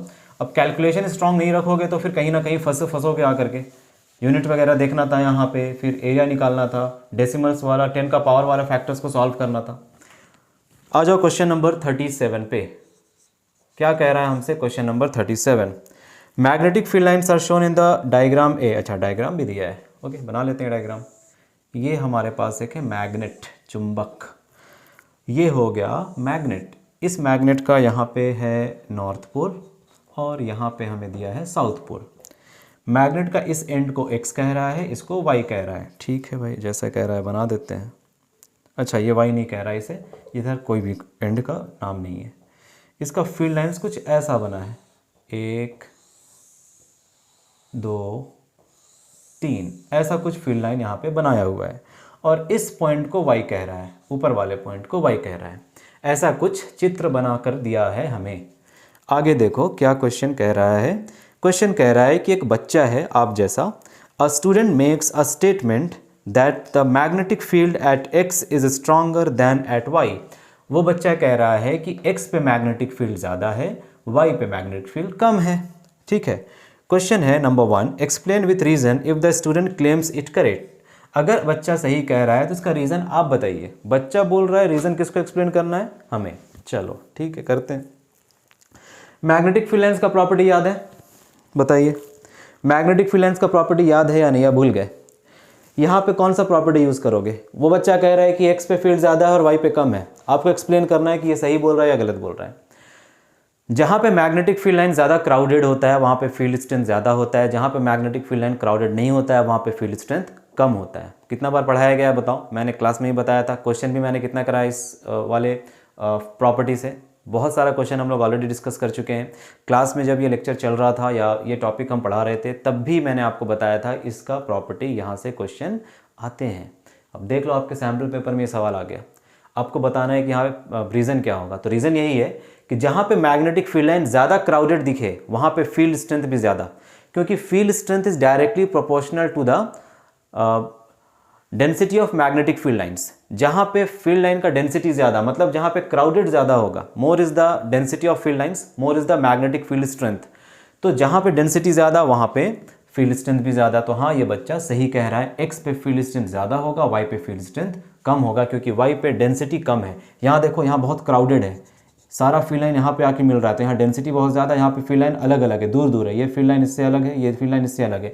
इनके बीच का स्पेसिंग देख रहे हो कितना ज़्यादा है इसके कंपैरिजन में। अब यहाँ पे देखो इनके बीच के स्पेसिंग कितना कम। तो एक्स जो पॉइंट है वो यहाँ पे, ये वाला पॉइंट है, या ये पॉइंट मान लो। तो फील्ड लाइन के बीच का डिस्टेंस यहाँ बहुत कम, यहाँ पे बहुत दूर दूर है। दैट मीन्स यहाँ पे फील्ड स्ट्रेंथ कम होगा और यहाँ पे फील्ड स्ट्रेंथ ज़्यादा होगा। रीज़न क्या लिखेंगे? The density of magnetic field lines और the strength of magnetic field lines, strength of magnetic field, strength of magnetic field is directly proportional to the degree of closeness, ऐसे भी लिख सकते हो, degree of closeness of field lines means जितना ज़्यादा closeness उतना ज़्यादा field strength, जितना ज़्यादा पास पास उतना ज़्यादा field strength। तो x पे ज़्यादा होगा, y पे कम होगा। आ जाओ दूसरा नंबर पे। सेकेंड नंबर कह रहा है कि आप बताओ कि इस फील्ड लाइंस का डायरेक्शन क्या होगा, डायरेक्शन बताइए। डायरेक्शन नॉर्थ से साउथ होता है, मैग्नेट के बाहर, मैग्नेट के बाहर का डायरेक्शन नॉर्थ से साउथ, तो ये हो जाएगा फील्ड लाइन का डायरेक्शन। देखो ये नॉर्थ है, नॉर्थ से निकलेगा साउथ में चला जाएगा, बाहर में। अंदर में क्या होता है, साउथ से नॉर्थ, अंदर पूछता है तो अंदर साउथ से नॉर्थ कर देते हैं। तो ये सवाल था, सिंपल सा क्वेश्चन था, 3 नंबर का सवाल। चलो आ जाओ क्वेश्चन नंबर 38 पे। अच्छा, इसी क्वेश्चन में कुछ बच्चे कह रहे थे कि sir case based question sample paper का डिस्कस कर दिया जाए। तो देखो भाई, सैम्पल पेपर का केस बेस्ड क्वेश्चन 2025 और 26 का 10th बोर्ड्स के लिए आ जाओ, देख लो। बहुत परेशान हो रहे थे तुम लोग, सर केस बेस्ड क्वेश्चन समझ नहीं आ रहा है सैम्पल पेपर का, प्लीज़ इसको बता दो। तो देखो कितना सिंपल हो जाएगा अभी। आ जाओ क्वेश्चन नंबर 38। क्वेश्चन नंबर 38, एक DSLR कैमरा है, डिजिटल सिंगल लेंस रिफ्लेक्टर इसका फुल फॉर्म होता है DSLR का। एक DSLR कैमरा है, उसमें हमसे क्या कह रहा है, the above image is that of a single digital lens reflector DSLR camera which are used to take high resolution photographs by professionals photographers. The second image of the above two is a schematic diagram of how an image is formed on the sensor of the camera. Based on your understanding of the lenses, answer the following questions. ठीक है, तो पहला सवाल question number 38 का case based question है ये। पहला सवाल क्या कह रहा है, what type of lens is used in a DSLR camera shown in the image. अब इमेज पे तुम ध्यान से देखोगे तो यहाँ पे जो सेकेंड वाला डायग्राम बनाया हुआ है ना, यहाँ पे एक लेंस है। तुमसे पूछ रहा है ये कौन सा लेंस है, ये कौन सा लेंस है, ये कौन सा लेंस होता है, बताओ बताओ। ये कोई सवाल है करने का?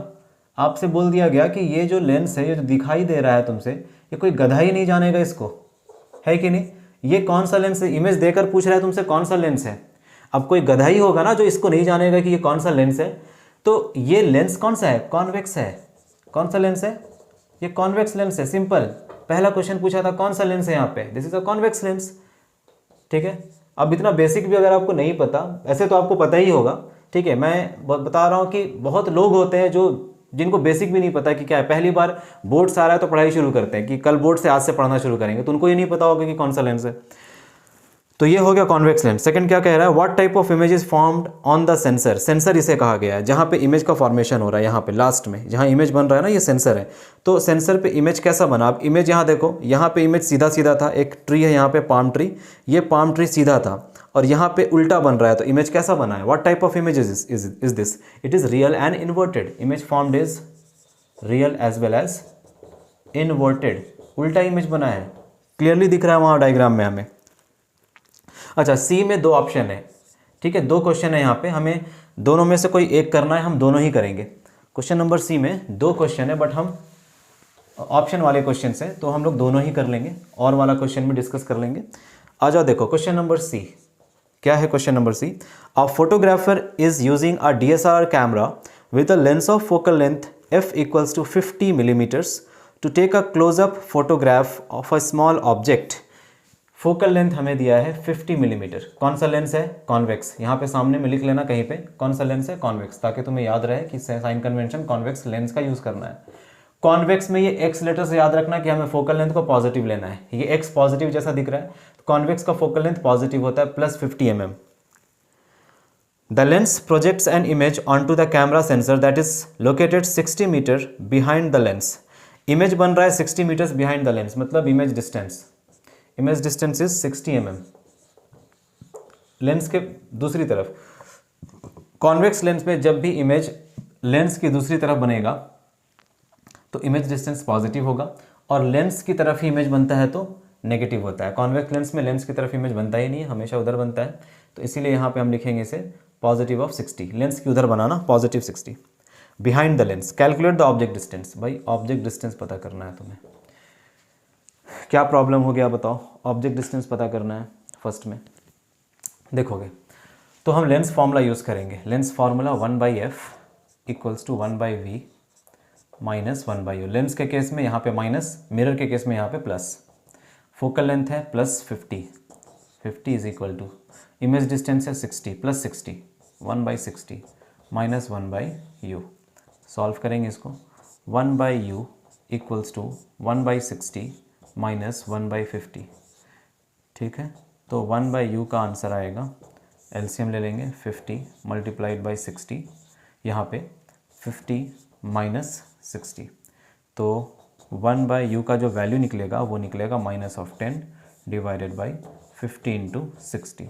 0 से 0 कैंसिल आउट कर दो, u का वैल्यू 1/300 हो जाएगा, ये -1/300, इसको पलट देना तो ये हो जाएगा -300 मिलीमीटर्स। क्या आंसर आएगा?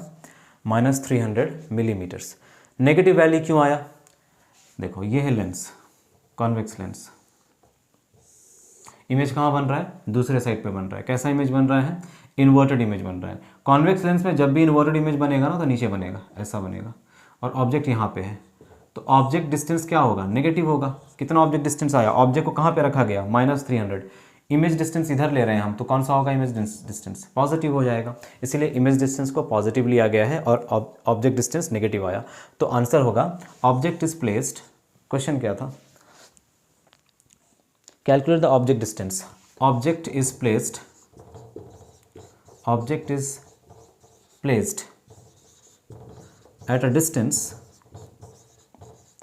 at a distance of 300 mm।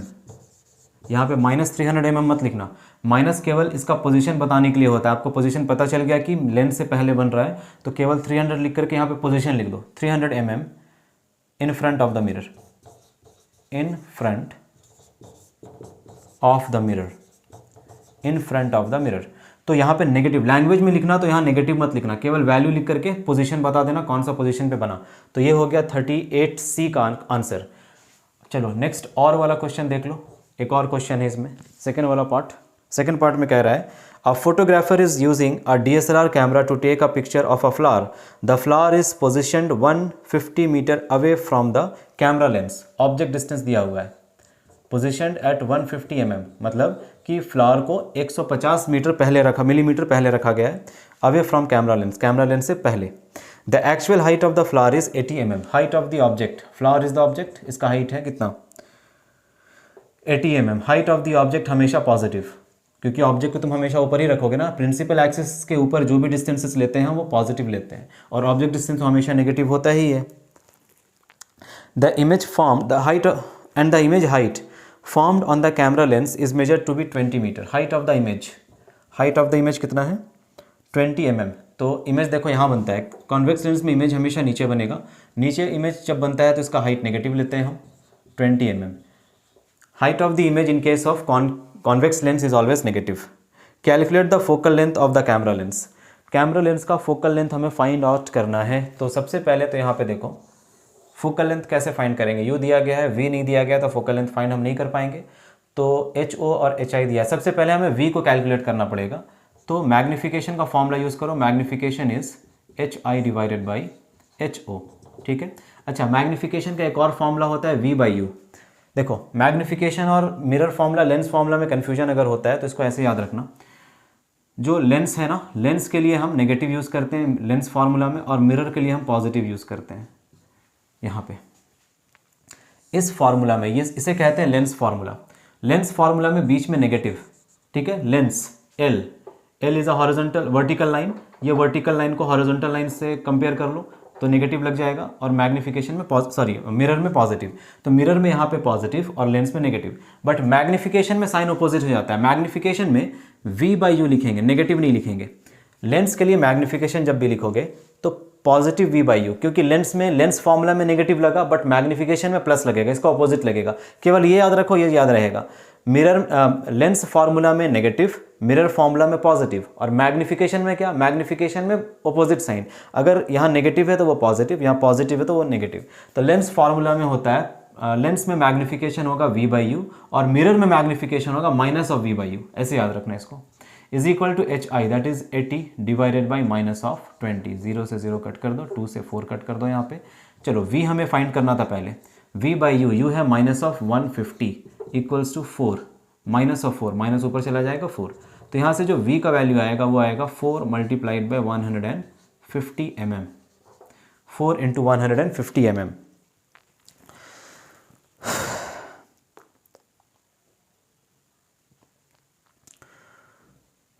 ठीक है, magnification.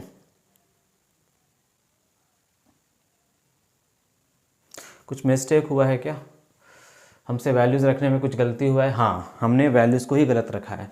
Height of the image is 20, हमने 80 रखा है। इसको चेंज कर लो, आंसर गलत आ रहा था ना। हाइट ऑफ द इमेज कितना, height of the image is -20 और height of the object is -150। 0 से 0 कैंसिल, ये 0 से 1 सेकेंड, अगेन फिर से गलती है। Height of the object is 80, height of the object is 80, so 20 divided by 80, 0 से 0 कैंसिल, 2 4 ज़ार 8।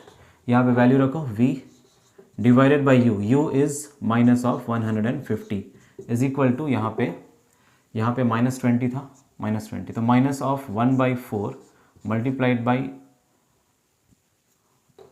ये हो जाएगा -1/4, तो v हो जाएगा -1/4 multiplied by -150। So image distance v is 150 divided by 4 millimetre. Image distance आ गया। अब इसके बाद हम निकालेंगे फोकल लेंथ। यहाँ आ जाओ फोकल लेंथ के लिए।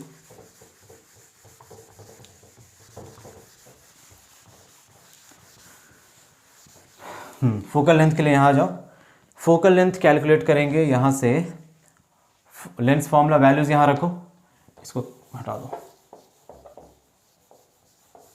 ठीक है। यहाँ देखो focal length 1/f equals to 1/v, v is 150/4, 150/4। देखो v पॉजिटिव आया है ना, पॉजिटिव इसलिए आया क्योंकि इमेज लेंस के बाद बना है।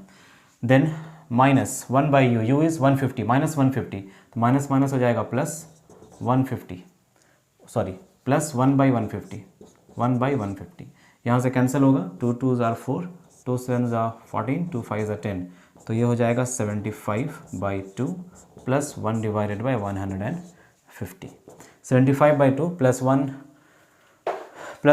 1/150, इसको सॉल्व कर लेंगे आंसर मिल जाएगा। इसको सॉल्व कर लेंगे आंसर मिल जाएगा। तो सॉल्व करो, ठीक है, सॉल्व करो इसको। हमारे पास v का वैल्यू आया था 150/4, हम यहाँ पे v का वैल्यू रख रहे थे। अच्छा, ये 150/4 होना चाहिए, यहाँ पे 1/v है ना, 1/v, v का वैल्यू है ये, तो 1 divided by v, v is 150, 150 divided by 4, divided by 4 ये ऊपर आ जाएगा, minus minus plus 1 divided by u is 150, तो ये हो गया 5 divided by 150। 5 divided by 150 cancel कर दो, 5 3 ज़ा 15, 0, 1/30 mm, 1/30 mm। तो फोकल लेंथ इतना आ गया 30 mm, फोकल लेंथ आ गया 30 mm। बताओ सही है। तो focal length of the convex mirror is, convex lens is 30 mm। यहाँ पे पॉजिटिव वैल्यू आया है, देख रहे हो, पॉजिटिव वैल्यू आया। कॉन्वेक्स लेंस का जो फोकल लेंथ होता है वो पॉजिटिव ही होता है, इसीलिए ये पॉजिटिव आया। तो ये हो गया सॉल्यूशन नंबर 38 का सी। और वाला क्वेश्चन है, ऑप्शनल वाला क्वेश्चन है ये, देख लो, देख लो, बताओ क्लियर है, समझ आया? देन 39 लास्ट क्वेश्चन है ये शायद, हाँ 39 लास्ट क्वेश्चन है और इम्पॉर्टेंट भी है ये।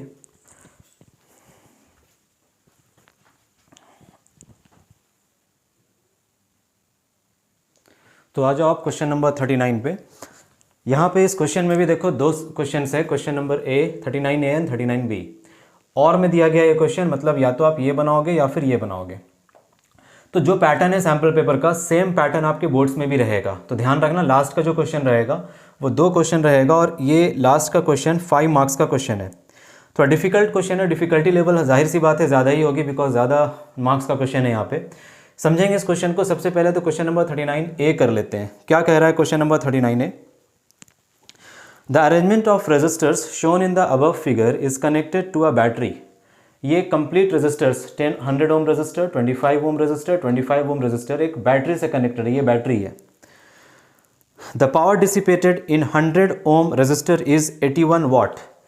ये जो 100 ओम का रेजिस्टर है, 39 का ए शुरू कर रहे हैं, तो इस रेजिस्टर में जिसका रेजिस्टेंस कितना 100 ओम, इसमें पावर कितना खर्च हो रहा है 81 वाट। ये बता रखा है हमें। Calculate the current in the circuit, current I. First question है, करंट फाइंड करना है हमें, करंट आई, करंट फाइंड करना है सर्किट में। अच्छा देखो, पूरे सर्किट का करंट फाइंड करना है, मतलब यहाँ से कितना करंट निकला, पूरे सर्किट में कितना करंट गया और कितना करंट वापस गया, मतलब पूरे सर्किट का करंट हमें फाइंड करना है।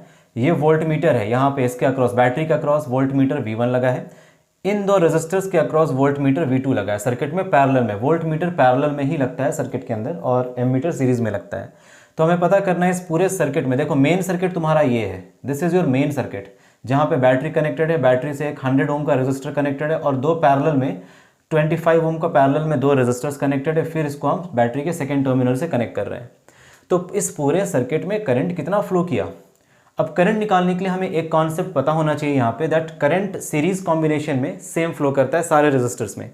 तो अगर तुम ध्यान से देखो तो हम इन रेजिस्टर्स को कंबाइन करके बोल सकते हैं कि ये दोनों पैरेलल में है, तो इनका नेट रेजिस्टेंस के बदले एक रेजिस्टर यहाँ पे लग जाएगा।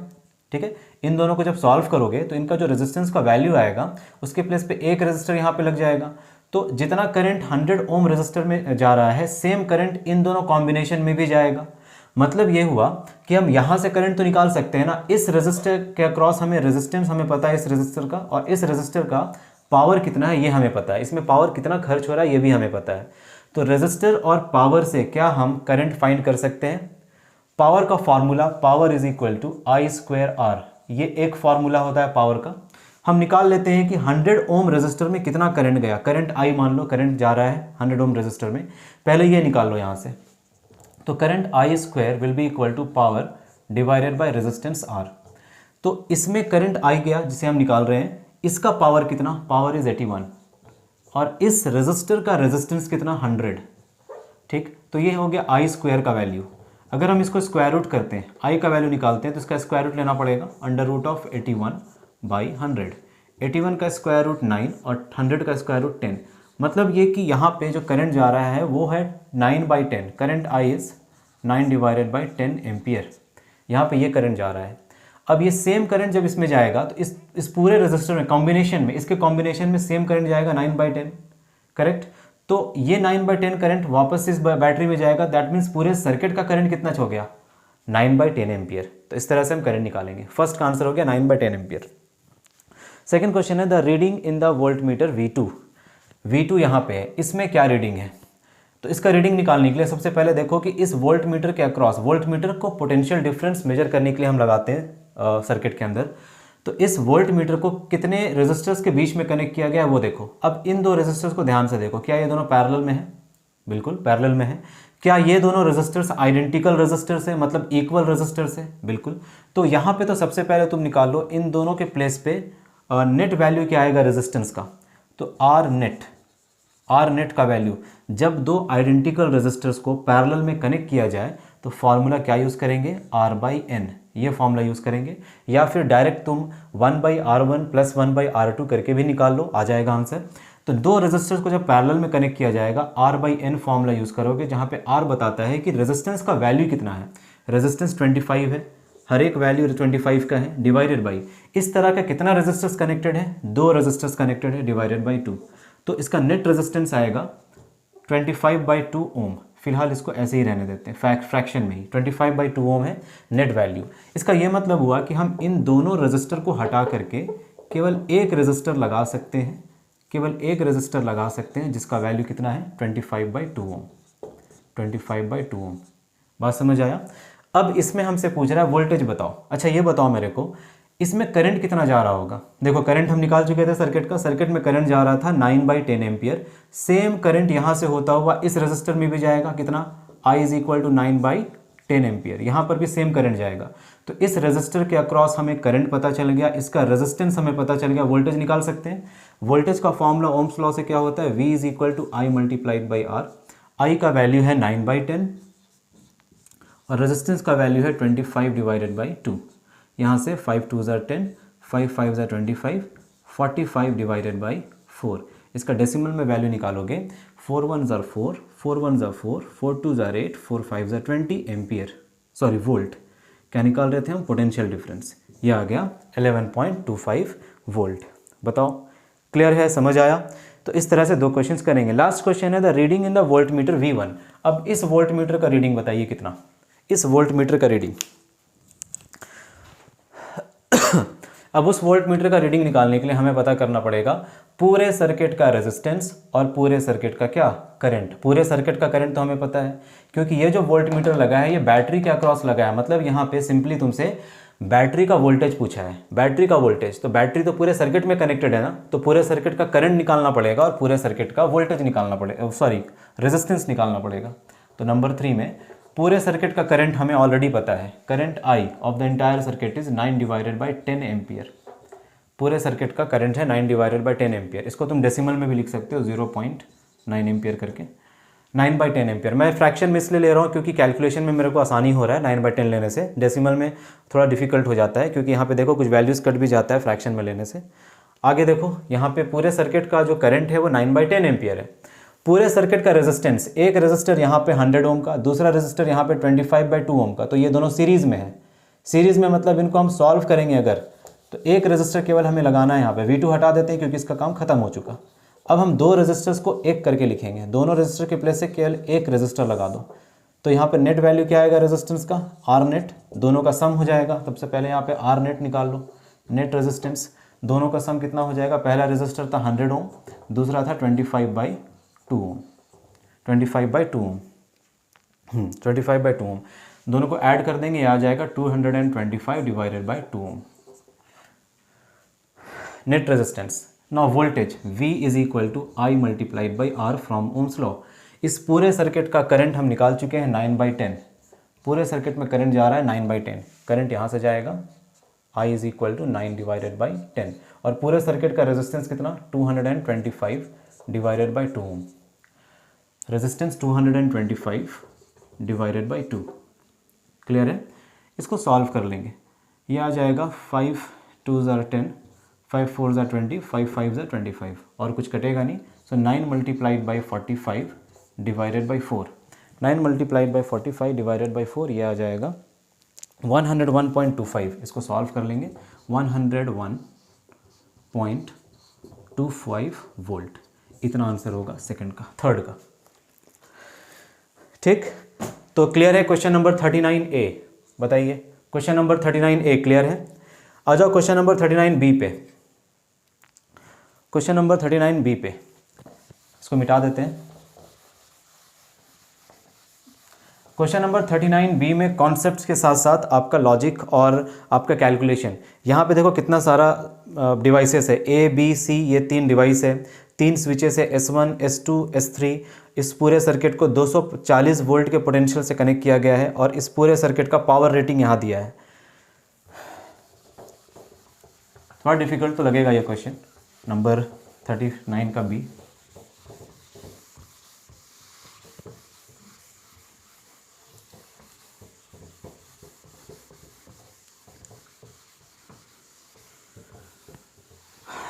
ठीक है, देखो क्वेश्चन नंबर 39B मैं रीड कर रहा हूँ यहाँ से, थोड़ा लैंग्वेज देख लो इसका।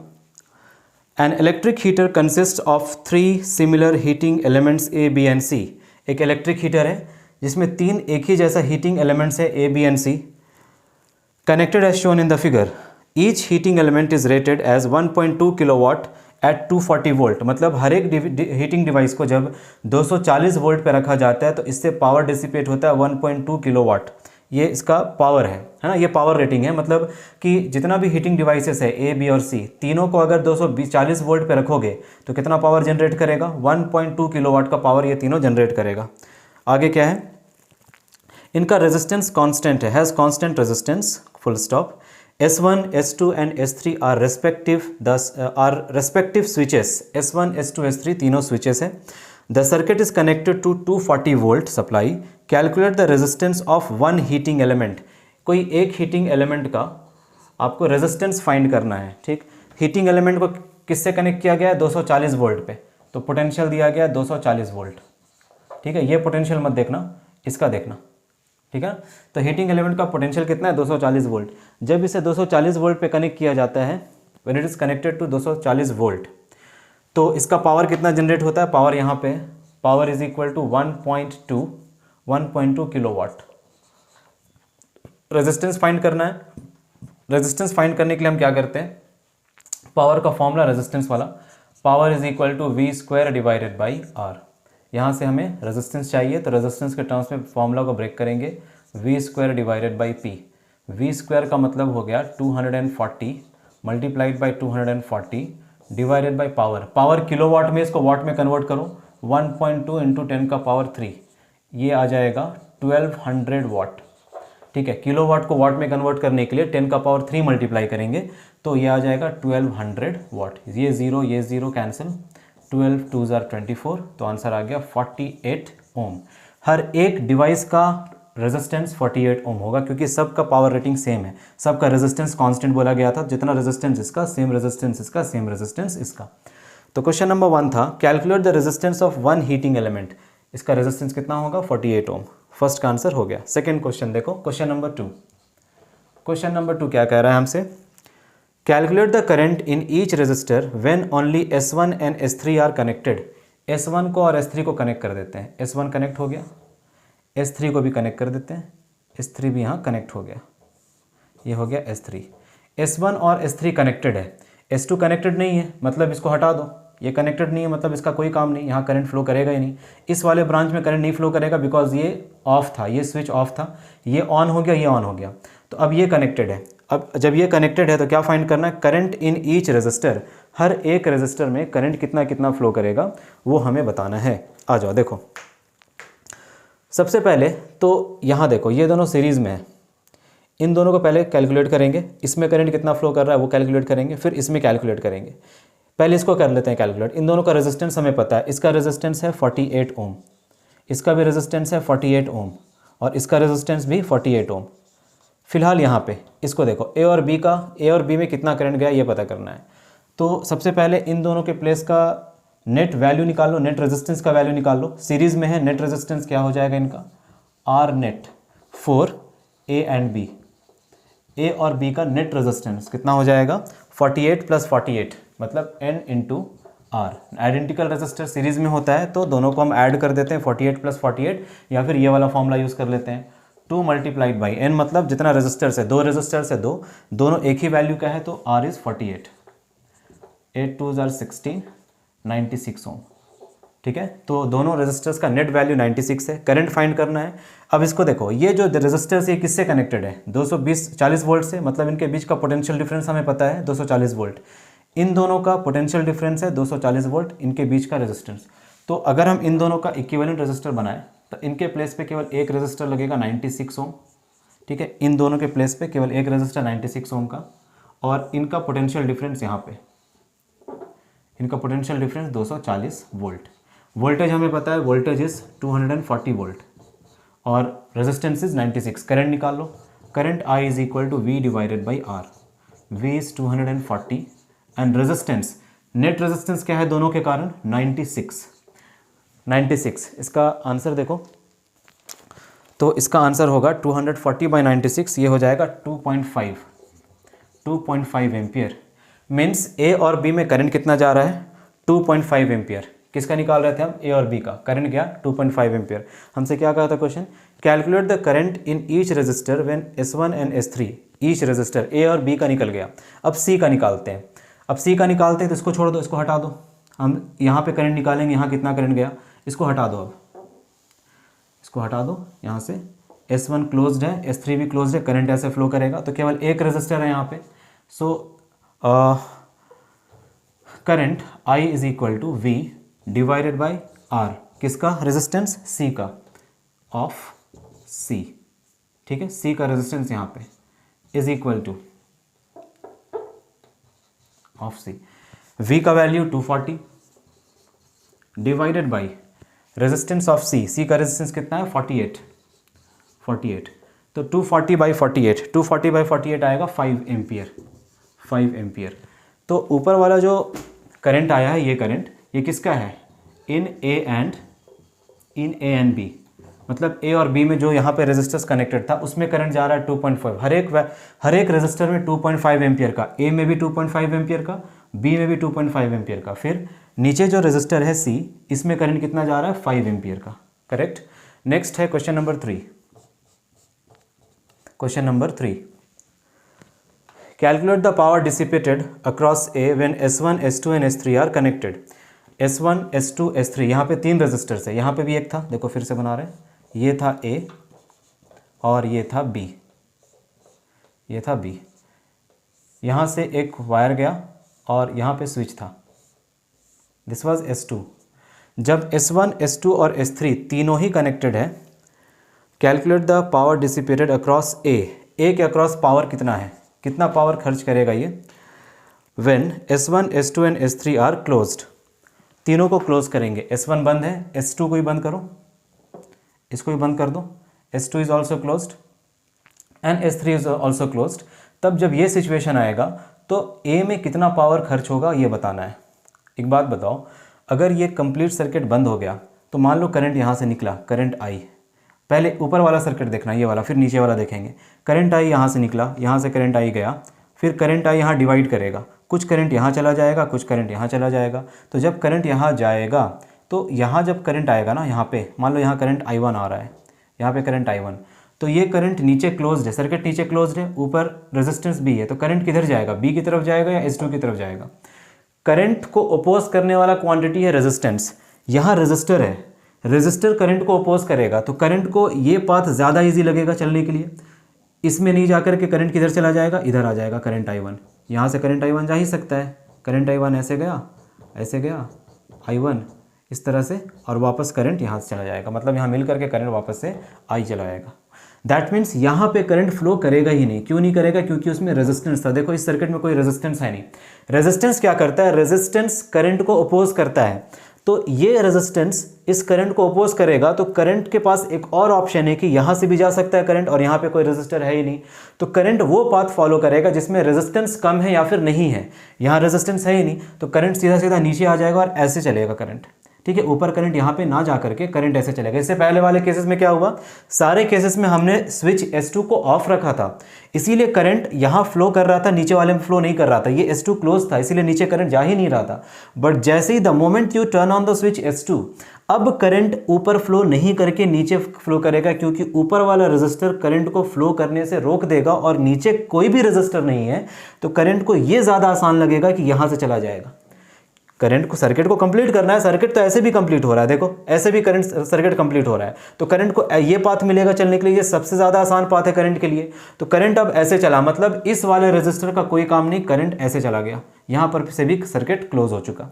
तो पावर डिसिपेट हमें निकालना था। अगर हम पावर डिसिपेट निकालना चाहते हैं, पावर का फॉर्मूला होता है I² × R, ठीक है, I² × R। हमें A का रेजिस्टेंस पता है, बट हमें A में करंट कितना जा रहा है हमें नहीं पता। हमें दोनों का नेट वैल्यू में कितना करंट जा रहा था वो पता है, A और B दोनों में करंट कितना फ्लो कर रहा था, 2.5। जब ये ऑफ था, तब जब ये ऑफ था तो A और B में करंट फ्लो कितना कर रहा था, 2.5 फ्लो कर रहा था। बट अब इसको हम लोग ऑन कर चुके हैं, जिसके कारण ये रेजिस्टेंस खत्म हो गया। अब दो रेजिस्टर्स में से एक रेजिस्टेंस चला गया, मतलब अब करंट को वो कम रोकेगा, एक करंट को कम रोकेगा, दोनों मिलकर के करंट को बहुत रोक रहा था तो करंट कम हो रहा था। दोनों रेजिस्टर कंबाइन करके करंट को ज्यादा रोक रहा था, जिसके कारण करंट का वैल्यू कम हो गया था।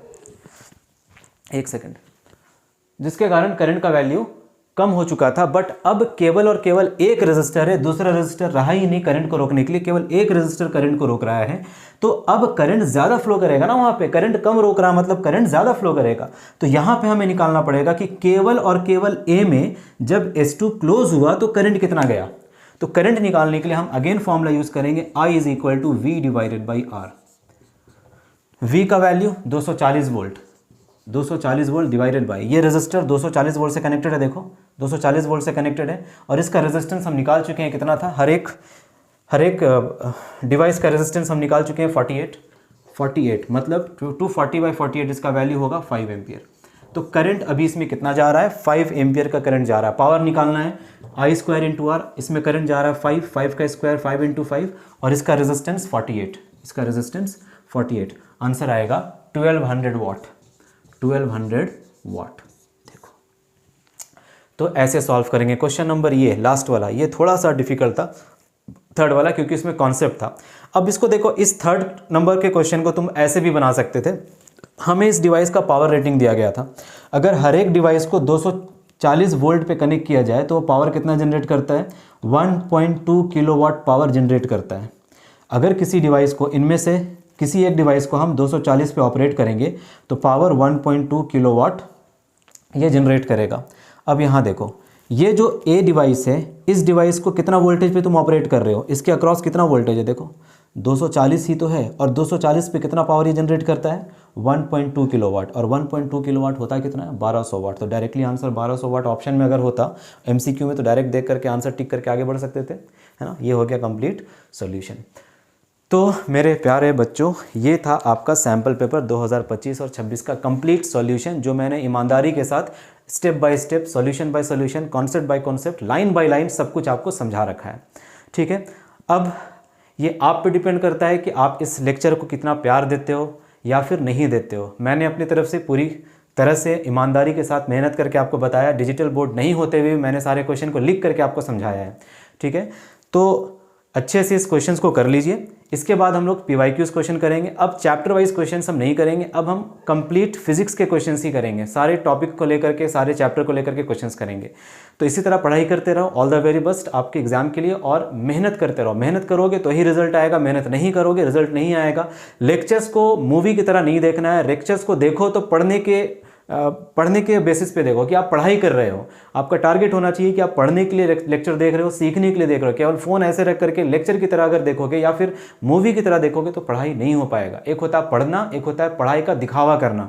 तो जो पढ़ रहे हैं उनका रिजल्ट आएगा, जो दिखावा कर रहे हैं उनका रिजल्ट नहीं आएगा। Thank you very much. पढ़ाई करते रहें। All the very best.